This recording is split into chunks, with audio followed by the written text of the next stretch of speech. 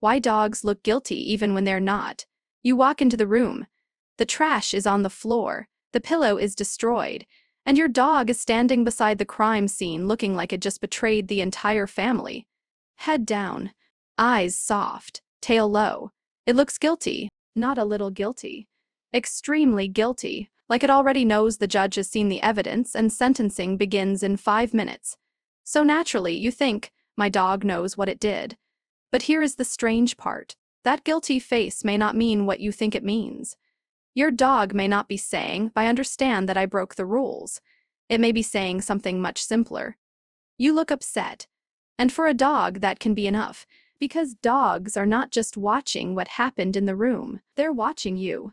Your voice, your face, your posture, your footsteps, the way you suddenly stop moving when you see the disaster on the floor. To your dog, that moment is not just about the trash. It is about the human, and the human has changed. This is where humans often get dogs wrong. We look at a dog's face and we read it like a human face. Lowered head means shame. Avoiding eye contact means guilt. Soft eyes mean regret. Crouching means confession. But dog body language does not work exactly like human body language. A dog lowering its head may not be thinking about morality. It may be trying to calm you down. That face we call guilty is often appeasement behavior. Appeasement is basically a dog's way of saying, I am not a threat. Please do not be angry. And dogs use this kind of behavior because they are social animals. They live by reading tension. A dog does not need to understand a courtroom to know when the room feels dangerous. It knows when your voice gets sharper. It knows when your shoulders get stiff. It knows when you walk differently. It knows when you stare at the floor, then stare at the dog, then stare back at the floor like a detective in a very low-budget crime show. The dog may not understand every detail, but it understands the emotional weather, and right now the weather is bad. This is why dogs can look guilty even when they did absolutely nothing. Imagine you have 2 dogs. One dog destroys the slipper. The other dog is peacefully sleeping in another room, living a clean and honest life. Then you walk in, see the slipper, and become upset. Both dogs can react to your anger. The guilty dog may look guilty, but the innocent dog may also look guilty. Not because it secretly helped with the slipper, not because it is covering for a friend, but because it sees you acting upset and responds with calming signals. That is the important part. The guilty look is not always connected to the action. Sometimes it is connected to your reaction. There have been experiments where dogs were put in situations where owners believed they had done something wrong. Some dogs got the guilty look, even when they had actually obeyed. Why? Because the owner acted like the dog was in trouble.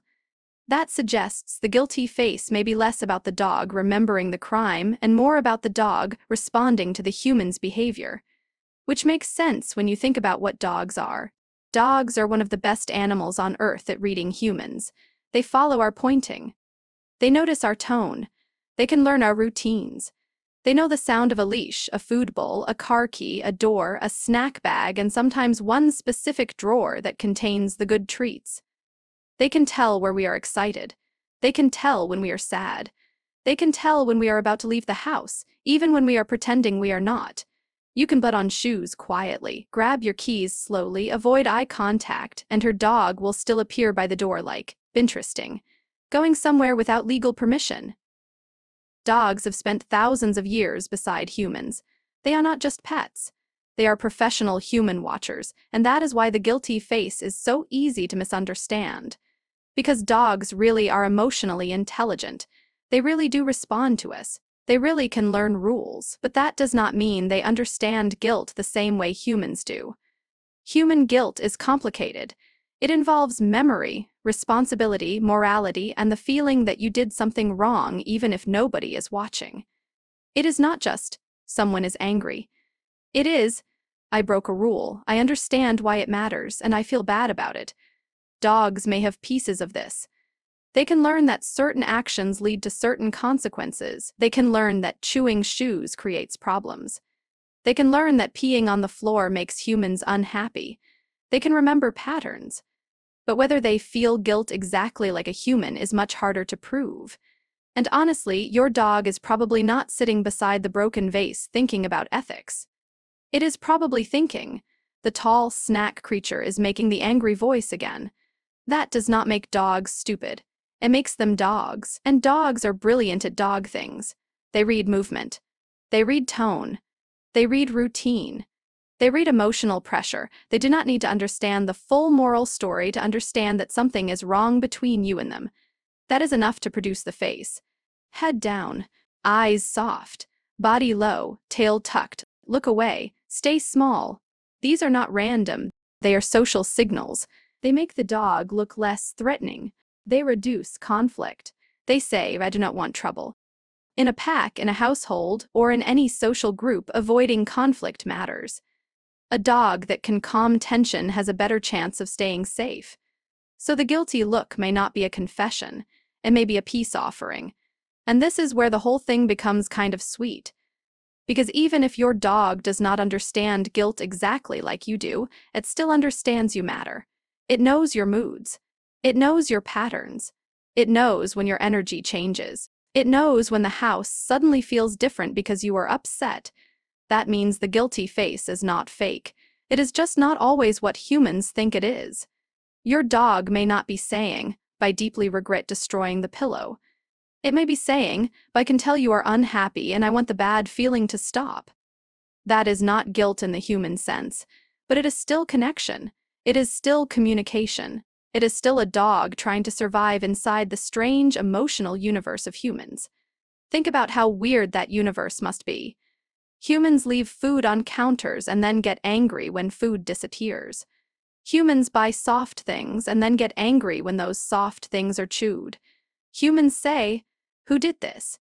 Even though the dog has no idea what kind of answer would satisfy that question, and then we point at a destroyed object like we are presenting evidence to a jury. From their dog's point of view, human life is full of confusing rituals. But dogs keep trying to understand us anyway. That is the beautiful part. They watch. They learn. They adjust. They build their whole emotional map around the humans they live with. So next time you walk into a room and your dog looks guilty, pause for a second.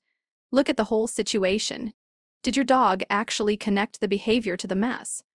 Or is your dog reacting to your face, your voice, and your energy? Because those are very different things. This does not mean dogs can do anything they want. It does not mean training does not matter. It does not mean your couch has to become a sacrifice to the chewing gods.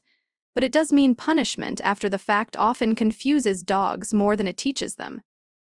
Dogs learn best when consequences are clear, immediate, and connected to the behavior. If the lesson comes too late, your dog may only learn one thing. When my human finds a mess, the room becomes scary. And then the guilty face gets stronger, not because the dog understands more, but because the dog gets better at predicting your anger.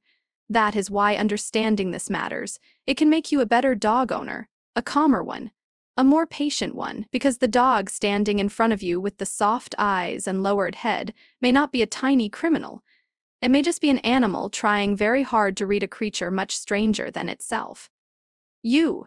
So maybe the guilty dog face is not really about guilt. Maybe it's about the oldest part of the human-dog relationship. Dogs watching us. Humans misunderstanding them, and both species trying in their own strange way to live together. Your dog may not know exactly why the destroyed pillow matters, but it knows you matter. It knows your voice matters. It knows your mood matters. And after thousands of years beside us, dogs have become incredibly good at noticing when the humans they love suddenly feel different.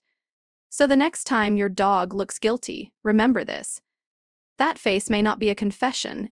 It may be a question. Are we okay? And maybe the best answer is not anger.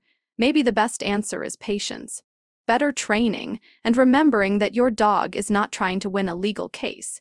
It is trying to understand you.